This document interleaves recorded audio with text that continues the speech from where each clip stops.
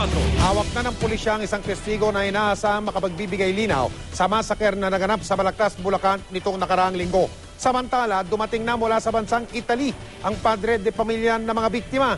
Hindi siya makapaniwala sa nangyari. Si GMA News stringer Romel Ramos, naka-alerto 24, eksklusibo. May pamilya rin sila! Ipapakain pa nila sa pamilya nila yung pera na yun!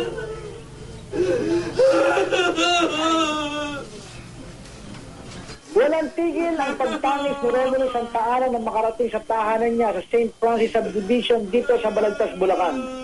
Dali-daling umuwi si Mang Romulo mula Italia. Panay haplos at yakap sa katawan ng misis na si Cristina at 12 anyos na si Corinne at ang kanyang bunso na si Christian, 10 taong gulang. Mga biktima ng tinaguriang Balagtas Massacre nitong Huwebes. Bukod sa mag-iina, patay din ang kanyang biyana na si Rodrigo Roque. 4 na taon na siyang hindi nakakabalik sa Pilipinas at may sorpresa pang bagong bahay. Kaya ganoon na lang ang kanyang hinagpis sa isang iglap.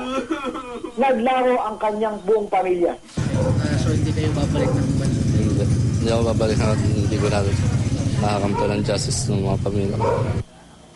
Hawak na rin ang Balagtas PNP ang susi para sa ikalulutas ng kaso. Isang testigo raw ang voluntaryo nagbigay ng mahalagang impormasyon sa Task Force Roque.